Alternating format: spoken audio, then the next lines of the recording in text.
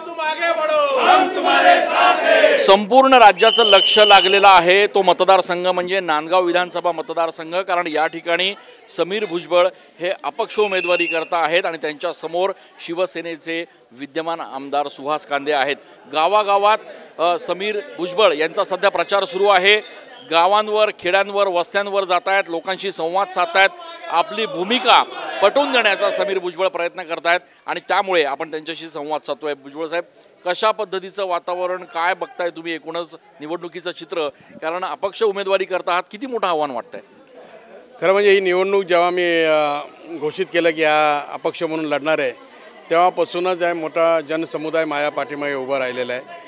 गेले अनेक वर्ष आम्ही इकडे काम करत होतो। आमचं इकडे जे आहे जो बेस आहे आणि जनता जी आहे अतोनात जे आहे ह्या आमच्या कुटुंबावर प्रेम करत होती, कारण जिथे आम्ही अनेक विकासाची कामं केली आणि जनतांनी जेव्हा आता बघितलं की बा परिस्थिती इकडे बिकट झालेली आहे आणि या सर्व सहकाऱ्यांनी मला विनंती केल्यानंतर मी इथे माझं पाऊल टाकलं आणि निवडणुकीला उभं राहण्याचा निर्णय घेतला। आणि आज आपण प्रत्येक गावामध्ये जे आहे मोठ्या संख्येने लोक जे आहे सभेला येत आहेत, मिटिंगला येत आहेत, गाव बैठकाला येत आहेत आणि सहकार्य करत आहेत। भाऊ, आपल्या या उमेदवारीमुळे खरं तर त्याचे खूप मोठे इम्पॅक्ट जे ते राज्याच्या राजकारणावर देखील झाले।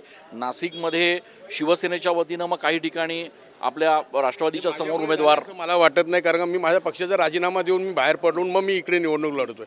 मी पक्षातूनच राहून जर केलं असतं तर त्याला बंडखोरी म्हणता आली असती किंवा त्याच्यामध्ये मी पक्षाच्या विरोधी कार्यवाही केली असं, परंतु मी सरळ जे आहे पहिला राजीनामा दिला। आमच्या लोकांनी जे आहे आमच्या वरिष्ठ नेत्यांकडे जे आहे उमेदवारीबद्दल मागणी केली होती, परंतु युतीमध्ये नाही मिळाली।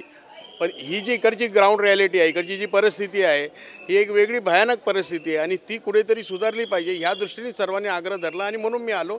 आणि पण येत असताना मी माझा मुंबई अध्यक्षपदाचा राजीनामा दिला आहे। असं नाही की कुठच्या तरी एका पदावर साध्या होतो, पण अध्यक्षपदाचा राजीनामा दिला आणि मग मी आहे निवडणुकीला उभं राहिलो। पण आता उद्या मुख्यमंत्री या ठिकाणी सभा घेत आहेत, आज उद्धव ठाकरे सभा घेत आहेत, हे सगळे नेते या ठिकाणी येत असताना तुम्हाला मिळणारा प्रतिसाद याच्याकडे कसं बघ?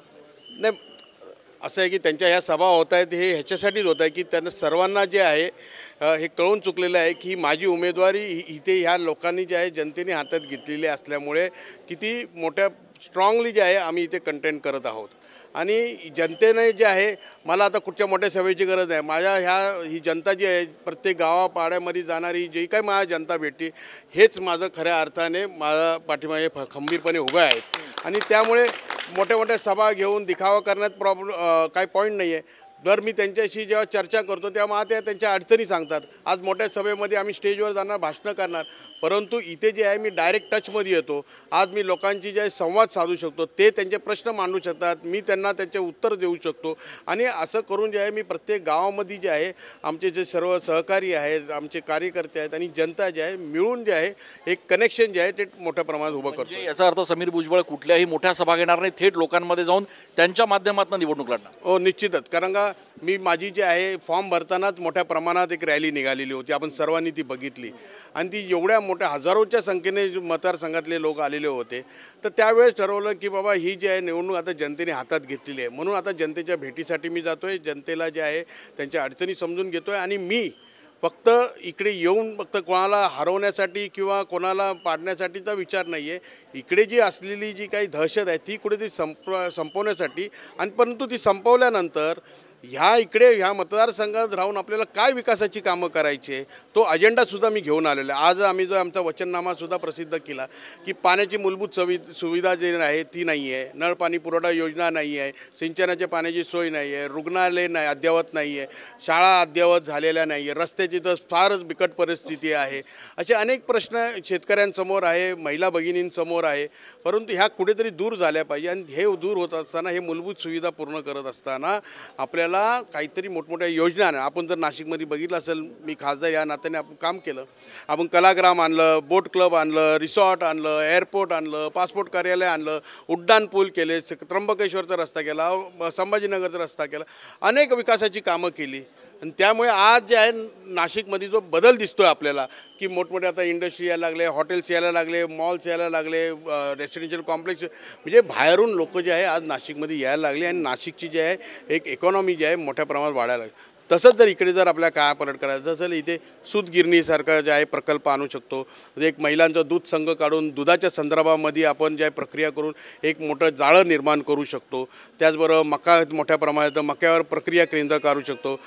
कांदा असेल तर कांद्यावर प्रक्रिया केंद्र काढू शकतो. अशा या सहकारी तत्वावर शेतकऱ्यांना जे आहे महिलांना बरोबर घेऊन जर आपण जर केलं तर येणाऱ्या ज्या दिवसामध्ये जेवढे आपले युवक आहेत त्यांना रोजगार मिळू शकतो. शेतकऱ्यांना जे आहे त्यांना चांगला भाव मिळू शकतो. अशा पद्धतीच्या योजना आणणं फार गरजेचं आहे. आपल्यासोबत या ठिकाणी उघड जरी नसले तरी अनेक मित्रपक्षाचे आपले सहकारी हे काम करत आहेत. खूप उघड आलेले आहेत. म्हणजे BJPचे सुद्धा आलेले आहेत, RPIचे आलेले आहेत, मनसेचे आलेले आहेत, उबाटा सेनेचे आलेले आहेत, त्याच्यानंतर शिंदे सेनेचे आलेले आहेत. समीर भुजबळ यांच्यासमोर आव्हान कोणाचं वाटतंय? शिंदे सेना, ठाकरे गट, कोणाचं वाटतं? मला इथे आव्हानाची परिस्थिती आता राहिलेलीच नाही. आता इथे वन साइड इलेक्शन झालेले आहे. वन साइड इलेक्शन झालेलं आहे असं समीर भुजबळ या ठिकाणी सांगतायत. समीर भुजबळ नांदगाव मतदारसंघातून अपक्ष उमेदवारी करतायत. मात्र सगळ्या पक्षाचे सगळे कार्यकर्ते नेते आपल्या सोबत असल्याचा दावा त्यांनी केलेला आहे. कोणत्याही परिस्थितीत ही निवडणूक आपण जिंकणार असा दावा देखील समीर भुजबळ यांच्याकडनं केला जातोय.